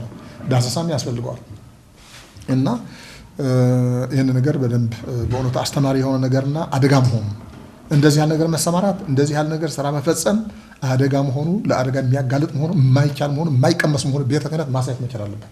ቤቶችና ህንፃዎች የማይቀመስ እንዲያው ኃይለኛ አንበሳ መሆኑን ማሳየት መቻል አለበት። እዚያ በኋላ ሁሉም ታርሞ በስርዓትና በህግ የቤተክርስቲያኗን ክብር ጠብቆ የቤተክርስቲያኗን ጥቅም ጠብቆ በገባበት ውል መሰረት ብቻ ከዚያ ውጭ ከተገኘ እርምጃ እንደሚወሰድበት የሚያሳይ ስራ መስራት አለብን እና ሌሎችም ይኖራሉ። አሁን እዚህ ላይ ደግሞ ዳሰሳው ብትቀጥሉ ሌሎችም ተከራይቶ የሚያከራዩ ህጉ ክልክል እያለ ግን የሚያደርጉ ይኖራሉ ይችላሉ። እንደዚህም ደግሞ እንደገና ያው ምናልባት ከዚህም ባነሰ ከዚህም በበለጠ ሳይከፍሉ እየተጠቀሙ የሚኖሩ ግን ደግሞ ያልተነቃባቸው ፍርድም ያልተከሰሱ እንደዚህ አሁን እንደምትነግሯቸው ሰዎች ይኖሩ ይችላሉ። ለሱ ይሄን ነገር ሁሉ በደንብ መፈተሽ ያለበት ይመስለኛል። አንዲት ስትገኝ ሌሎቹም በዚያ ልክ ይገኛሉ ተብሎ ስለሚታሰብ ሌላው እንግዲህ ያው በተለይ ከውሃዎች አንጻር ቤተክርስቲያን ዋጋ ገንዘብ ትባክል ነበር እስከ 80 ሺህ ብር ትከፍል ነበር ተባለ። አሁን ወደ 2000 ነው 3000 አካባቢ ወርዷል። ይሄ በጣም የሚያሸልም ነው አባታችን። እንዲህ ያለ ነገሮች ማሽልማት እኮ ማዘጋጀት አለብን ነው ተመናገር። እንዴ ደግሞ ለሚሰሩ ሰዎች ሽልማት ይገባቸዋል። ሽልማት ይገባል። የበለጠ ደግሞ እንዲሰራ የተአምር ነው። በአጭር ጊዜ የተሰራ ነገር ነው። ደግሞ ህጉም አይፈቅድም እኮ መተዳደሪያ ህጉ አይፈቅድም። በቃ እንግዲህ በመጀመሪያ ያው ጠግኖ ሟልቶ ማስረከም ከዚያ በኋላ ውሃም ቢሰበር እንኳን ቢበላሽ እንኳን ራሱ ነው ማሰራት ያለበት። መብራቱን መተካት ያለበት ራሱ ነው። ክፍያው መክፈል ያለበት ራሱ ነው። እንዲህ ሰው በተጠቀመበት እኛ እንዴት እንከፍላለን? ብፁዕ አባታችን እንደሚገርም እኮ ነው። አሁን እኔ በጣም አስገራሚ ነገር ነውና እንደዚህ ያሉ ነገሮች በሙሉ ለእናንተ የሚያሸልም ነው።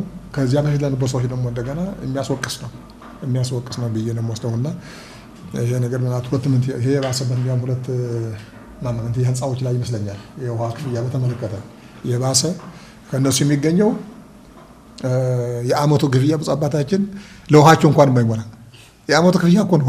የሁለቱ ህንፃዎች ስም እኮ ነው እንጂ ምንም የላቸው ባዶ ናቸው፣ ቆረቆንዳ ናቸው። ወረቱ የሚያሳዝን ብለ ተመለሱ ይባላሉ። ምንም የላቸው ስሙ ብቻ ነው እና ይልቁንም ለእነሱ ውሃ የምንከፍለው ይበልጣል፣ እነሱ ለእኛ የሚከፍሉት ያንሳል። ስለዚህ ኪሳራ ነው፣ ኮምፕሊት ኪሳራ አይደለም፣ ኔጌቲቭ ታች ወረደ ነገር። ለዚህ ይሄንን ነገር አሟልቶ ከሆነ የውሃ ችግር ይሄንን ሁሉ እየቀረፈ ከሆነ በጣም ጥሩ ነው። ግልጽ ከሆነ እንዲሆን ሊፈይግ እንደ ጥያቄ ነገር ልበላት። ሌላው እንግዲህ እንዴት እንዳካሄድ ትንሽ ሁለት ነገሮች ላንሳ። አንደኛ ሪፖርቱ በጣም ቆንጆ ነው በእውነት ብዙ ነገሮች ማስታወሻ ያስኳቸው እንኳን በጣም ብዙ ነገሮች ናቸው፣ አጥጋቢም ናቸው። በተግባር ከተፈጸሙ በትንሹ እንደ ወደ እጥፍ ገቢ ሊያስገኙ የሚችሉ ነገሮች ናቸው፣ በፍጥነት ከተሰሩና በጥራት ከተሰሩ እና እነዚህ ነገሮች በጽሁፍ በእውነቱ ተደራጅቶ ደንበኛ የሆነ ጽሁፍ ሆኖ መቅረብ ይገባዋል ብዬ እገምታለሁ። እንደዚሁ በቃል ብቻ አይደለም መቅረብ የነበረበት በጽሁፍ ትልቅ ነገር ነው፣ ዶክሜንት ነው። አባታችንም ጊዜ ሲኖራቸው ቀስ እያሉ የሚያዩትና አይተው መመሪያ የሚሰጡበት፣ ጥያቄ ካላቸው የሚጠይቁበት። ስለዚህ በጽሁፍ ቢሆን ለወደፊቱ ይሄ በቃል ጅምሮ ራሱ ጥሩ ነገር ሆኖ ለወደፊቱ ግን በጽሁፍ በደንብ በተደራጀ ሪፖርቱ በጽሁፍ ቢቀርብ መልካም ነው ብዬ አስባለሁ። ሌላው የማሻሻያ ጥናቶቹ ለምሳሌ በውሉ ላይና በኪራዩ ላይ ያለ እኔ ዝም ብሎ አንድ አጥና ብሎ ከማለት ይልቅ እናንተም ራዕይ ሊኖራቸው ይገባል ብዬ አስባለሁ። የሆነ ግምት ለምሳሌ አሁን እንበል በአሁኑ ጊዜ በአመት የምታገኙት ገቢ 200 ሚሊዮን ከሆነ አሁን በምታጠኑት ጥናት እስከ ስንት ለማድረስ ይፈልጋችሁ የሚለው ነገር እናንተ የሆነ ነገር መያዝ አለባችሁ። የሆነ ነገር ፐርፌክት ሊሆን ይችላል ላይሆን ይችላል፣ ግን ምክንያቱ ከዚያ ጋር የተቀራረበ ስራ ለመስራት እንደዚህ ብናደርግ የሚሻል ይመስለኛል። ለማድረግ ደግሞ አካባቢ ያሉ ለሳምፕል የተወሰኑ ተካሪዎች ናሙና መውሰድ ነው። የተሆኑ በአካባቢ ያሉ ናሙና ይወስድና እዚያ በኋላ ያን በካልኩሌት አባዝተው እዚያ በኋላ በትንሹ 150 ወይ ደግሞ እንደገና በፐርሰንት ምን ያህል ያስጨምረቻ። ስለዚህ በዚህ ጥናታችን ግብ መሰረት ያደረገ በዚህ ጥናታችን 100 ሚሊዮን ብር ልናገኝ እንችላለን የሚል ነገር ይሄንን ይዛችሁ ነው ወደ ጥናት መግባት ያለባችሁ። ወደዚያም ቋት ማስገባት አለብን ብዬ አስባለሁ። አጥኚው ክፍልም እኮ መልአክ አይደለም እኮ እሱ እኮ የራሱ ስራ ይኖረዋል። ከነጋዴዎች መቼም ያውቁበታል እንላችሁ ነገር የሚገባችሁ ይመስለኛል። እያጠኑ እንደሆነ ሲያውቅ ማን ይባላል ድርጅቱ ስልክ ይለዋወጥና እዚያ በኋላ ሄዶ በግል ያናገራል። እንደዚህ ተባብረን እንደዚህ እናደርግላቸዋለን እናንተም እንደዚህ አድርጉልኝ የሚል ስራ ይሰራል። አይሰራም አይባልም። ተአምር ነው። በአሁኑ ጊዜ ብፁዕ አባታችን ዓለሙ እንኳን በጣም ርቀት ላይ ይባል ይችላል፣ ግን እንደዚህ ነው ስራ የሚሰራው የቢዝነሱ ጨዋታ። ስለዚህ እሱም አንድ አጥኚ ድርጅት ወይም ደግሞ አካል አምነን እሱ ያመጣ ብለን የምንቀበል ሳይሆን የራሳችን የሆነ እሱም የማያውቀው በራሳችን ሲስተም ግምት ተቃራኒ የሆነ ነገር ያስቀመጥነው ነገር ሊኖር ይገባል። ስለዚህ ከየት ተነስተን ወዴት ለመድረስ ነው ጥናት እያስጠናን ያለ ነው፣ ግባችን ምንድን ነው የሚለው ነገር ተገቢ ይመስለኛል። ሌላው ይሄ አጥኚ አሁን የምትሉት ኮንሰልታንስ ያ የነበረ ሰውዬ ነው። የነበረ ሰው ከሆነ ጥሩም የሚመጣ አይመስለኝም። እንዲያው ልምምዶች ጥሩ አይደለም። ደግሞ አዲስ ነገር ማየት ጥሩ ነው። ሌላ የተሻለ ስራ ላይ ስራ የሚችል ደግሞ በአዲስ መንፈስ ያኛው የተላመደው ነገር ሊኖር ይችላል። 2 ጊዜ አጥንቷል። 2 ጊዜ ያጠና ድርጅት አለ፣ ስሙ አላውቀውም። አሁንም እሱ ከሆነ ጥሩ ላይ መጣ ይችላል እና ሌላ ከሆነ ያው ግልጽ አድርገን እናለ ሌላ ቢሆን ጥሩ ነው የሚል ሀሳብ አለ በእኔ በኩል። ስለዚህ ያው ይሄ ጥንቃቄ ቢደረግበት ሪፖርቱ በዚህ ቢቀር። ከዚህ በተጨማሪ ደግሞ ብፁዕ አባታችን ምናልባት እንግዲህ ቤቶቹ በአሁኑ ጊዜ ተጠሪነቱ ለማን ነው? ቤቶችና ህንፃዎች ድርጅቱ እንደ ድርጅት ለማን ነው ተጠሪነቱ? ለጠቅላይ ቤተ ክህነት ነው ወይስ ለቦርዱ ነው? ምናልባት ክሊር ቢሆን ለጠቅላይ ቤተ ክህነት ነው ኮምፕሊትሊ። ይሄ ከሆነ ያስገደናል። ስለዚህ ያው ጠቅላይ ቤተ ክህነት ለጠቅላይ ቤተ ክህነት ያው ቀርቧል፣ ትክክል ነው። ለቦርዱ ከሆነ ግን ደግሞ እንደገና ገሸሽ አድርገ ነው ይህም ጥሩ አሰራር ስለማይሆን የምችል ጠቅላይ ቤቱን የቦርዱም የበላይ እንደሆነ ይታወቃል። ስለዚህ ሪፖርት ተዘጋጅተው ለዚህም 2 ኮፒ ተደርገው ለወደፊት ያስፈልጋል ማትፈልጌ ነው። ካልሆነ ግን ያስፈልግ ይችላል በቀጥታ ጠቅላይ ቤተ ክህነት ከሆነ ምክንያቱም ያው መዋቅሩን ተጠብቆ መስራት ተገቢ ስለሆነ ብዬ ነው።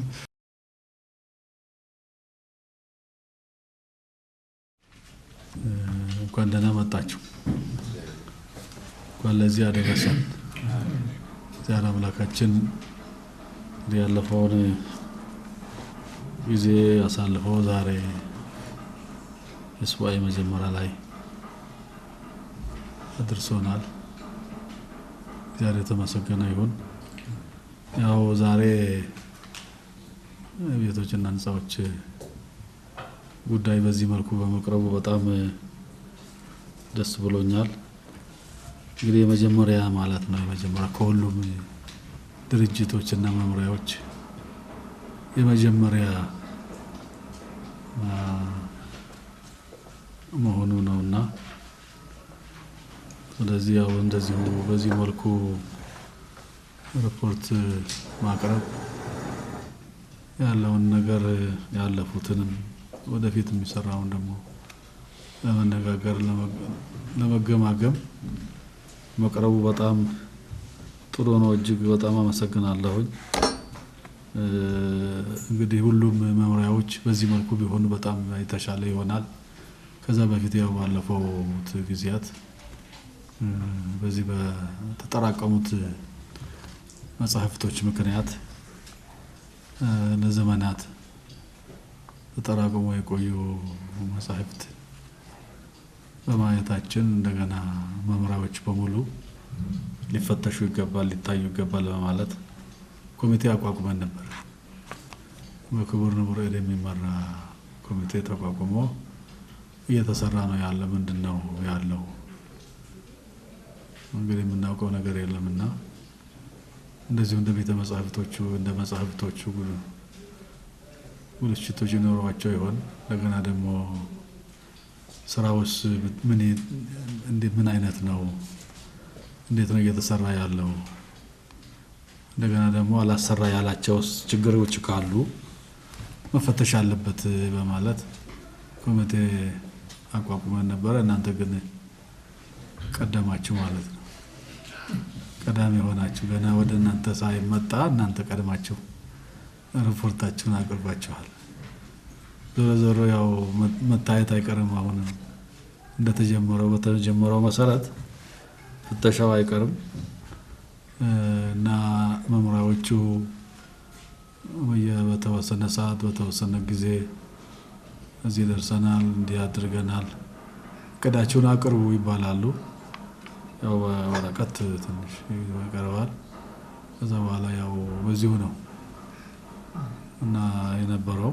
አሁን ይሄ በዚሁ መልኩ መሆኑ ጥሩ ነው። ሁሉም አብነት ይሆናል ማለት ነው እና የቤቶችና ህንፃዎች ጉዳይ በተመለከተ በጣም እናንተ ብዙ ለውጦችን አምጥታችኋል።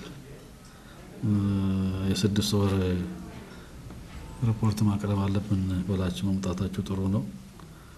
እንግዲህ ያው የተሻሻሉ የሰራችሁት ብዙዎች ናቸው።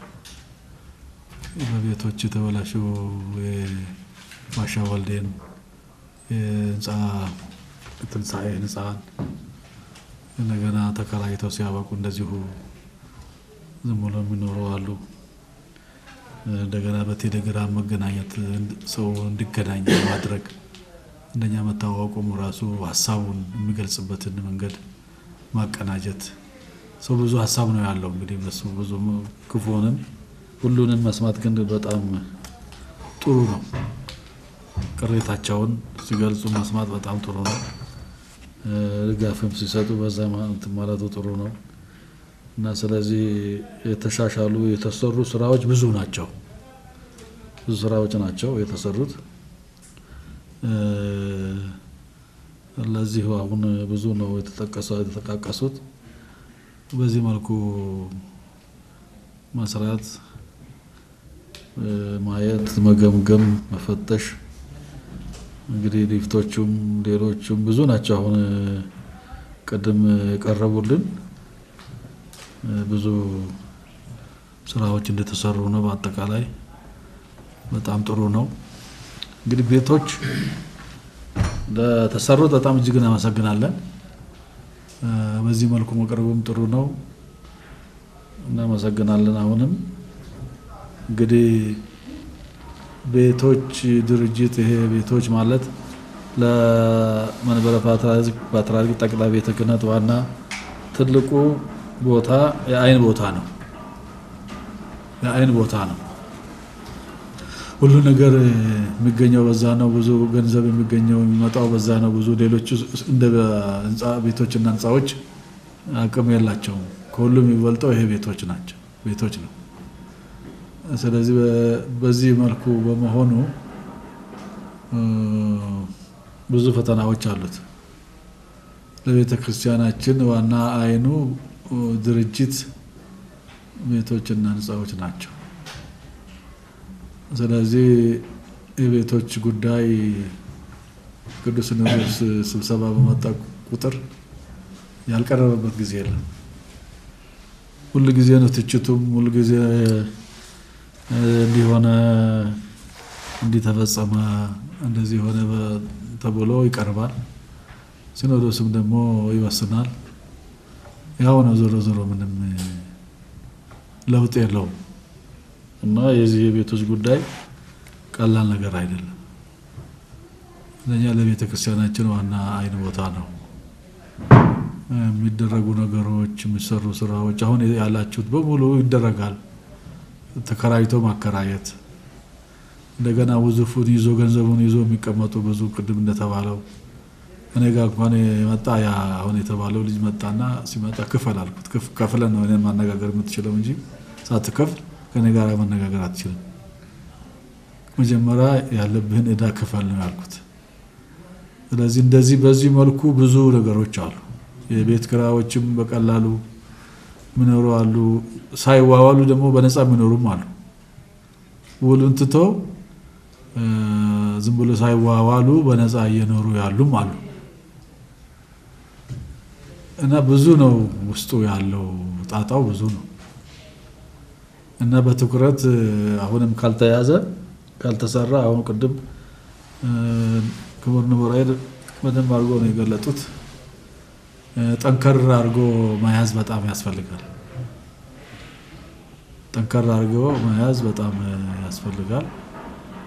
ብዙ ነገር ስላለው ወደ ሙስናም የሚወስድ ብዙ ስላለው በጥንቃቄ ካልተሰራ በጣም አደገኛ ነገር ነው። የቤቶች ጉዳይ ዛሬም ነገም እንደዚሁ ነው። ባለፉት ዘመናት እንዲህ ሆነ፣ ብዙ ነገሮች ጠፉ። እንደገና በአሁንም ደግሞ መልሶ ያው ከሆነ ግን በጣም ጥሩ አይደለም፣ ያስወቅሳል። ብዙ ወቀሳዎች ያመጣል። በአግባቡ በስርዓቱ ክትትል ካልተደረገ ሁሉ ጊዜ ክትትል ያስፈልጋል። እርምጃም መውሰድ ያስፈልጋል። ጠንከር ማለት ያስፈልጋል እና ዝም ብለን ከሆነ ጥሩ አይደለም እና ሁላችን በትብብር ነው ስንሰራ ነው። ግን ዞሮ ዞሮ ሁላችንም በትብብር ሆነን ከሰራን ነው የሚስተካከለው። አንድ ሰው ብቻ ምንም ሊሰራ አይችልም። ግማሹ አንድ ሰው ወዲና ወዲ ቢል የትም መድረስ አይችልም እኮ። ድጋፍ በአንድነት በአንድ ድምፅ ሆነን ከሰራን ነገሮች ይስተካከላሉ፣ መስመር ይይዛሉ። አሁን የተሻሻሉ ነገሮች ብዙ ናቸው። ቤት ማደሱም ቤት እንዲታደስ የማድረግ ቤቶች እንዲስተካከሉ፣ ሌሎች ህንፃዎች እንዲስተካከሉ የማድረግ የተበላሹ ነገሮች እንዲስተካከሉ ማድረግ ትልቅ ስራ ነው።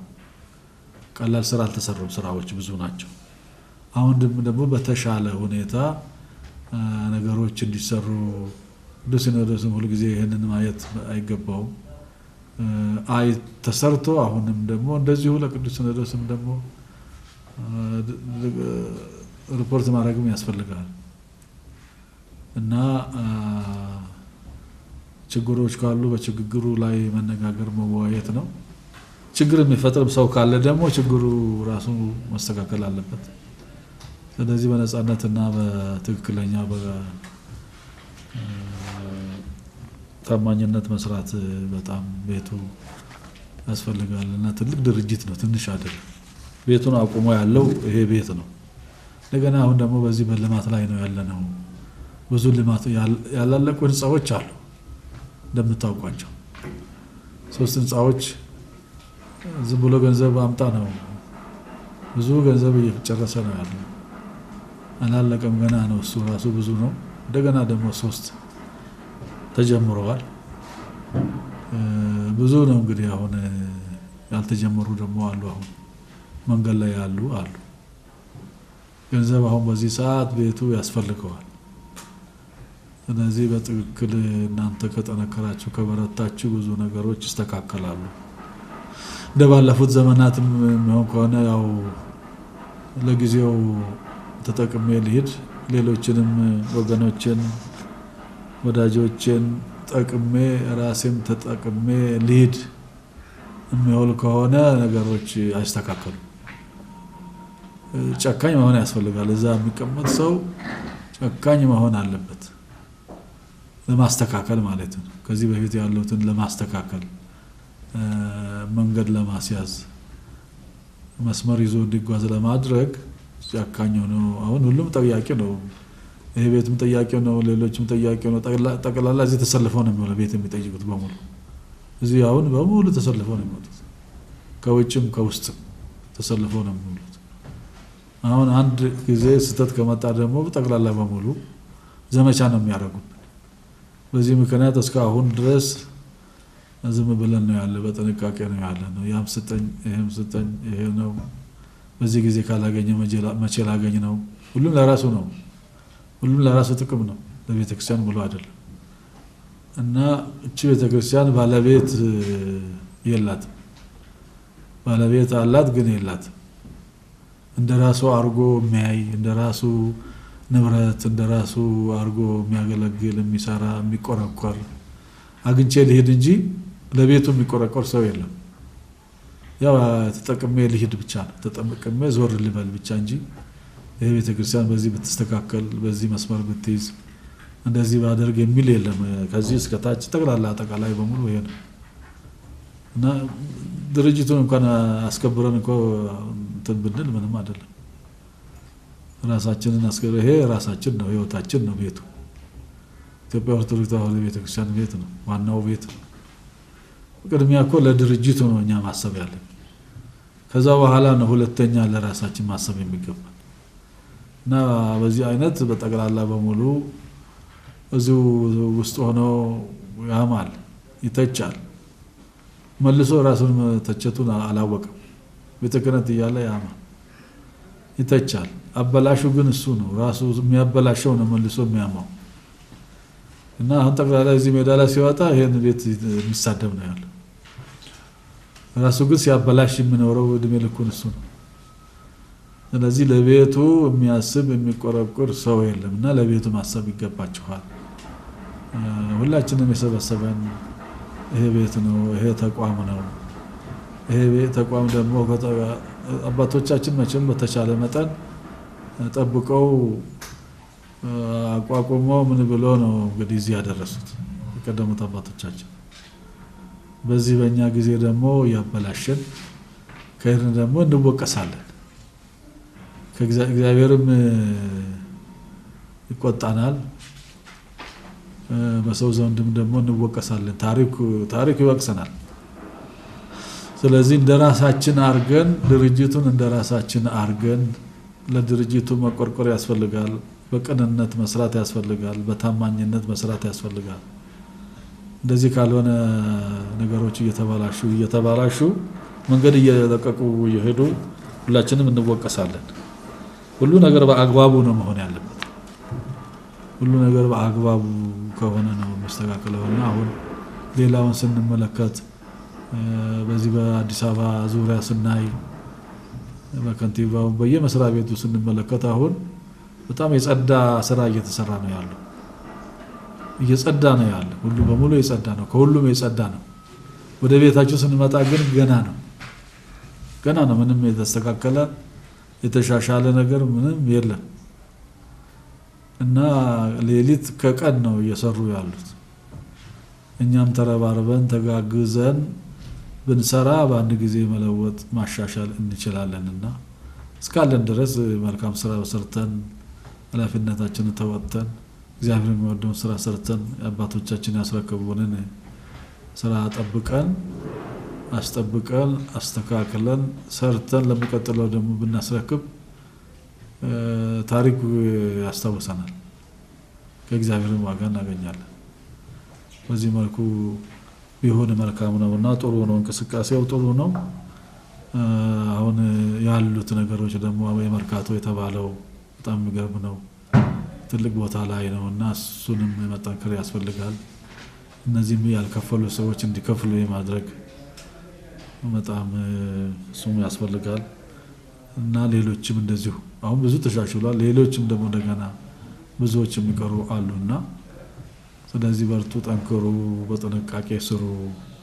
በጣም መልካም ነው። ሊቀ ስዩማን ጥሩ ነው፣ የዋህ ነው፣ ይታገላል፣ ይሮጣል። እናንተም ደግሞ ማገዝ አለባችሁ። ከስር ያላችሁት ጥሩ ነው። አስተሳሰቡም እየሰራ ያለው ስራ በጣም ጥሩ ነው። ግን አንድ ሰው ብቻው ምንም ማድረግ አይችልም። በግራም በቀኝም እሱ ሲንቀሳቀስ እሱ ሲያቅድ ይሄ ልክ አይደለም፣ ይሄ ደግሞ ጥሩ ነው ብላችሁ አብራችሁ ተጋግዛችሁ ቦታውን መለወጥ ያስፈልጋል። ቤቶችን መጠበቅ ያስፈልጋል። እንደገና አጻ የሚኖሩ አሉ፣ በቀላል ብር የሚኖሩ አሉ፣ እየቀለዱ የሚኖሩ አሉ፣ የሚያከራዩማ ብዙ አሉ። ተከራይ አለ፣ ብዙ ነው። አሁን አንድ ሰውዬ አለ ዝም ብለን ሳናውቅ ያመለጠን አለ። አንድ አለ እንደዚህ እንደ ኢዩኤል አይነት ማለት ነው። እና እነዚህ አይነቶች ብዙ አሉ።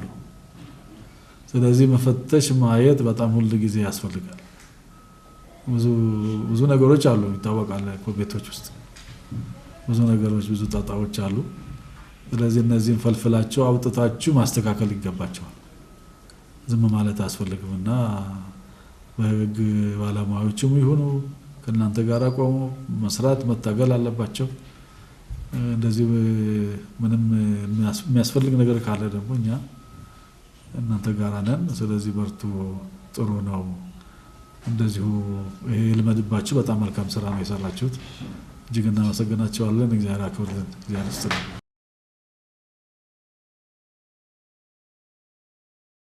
አንደኛው ያሉት ቤቶቻችንን የሚያስረዱ ናቸው። እነዚህ ካርታዎቻችን አጠቃላይ ይዘውት የሚያሳየን ዝርዝራቸው መብት የተፈጠረላቸው ያልተፈጠረላቸው ተብሎ በአጠቃላይ ሙሉ ሰነድ ነው የቤቶች ያሉት በአጠቃላይ ማለት ነው። ይሄኛው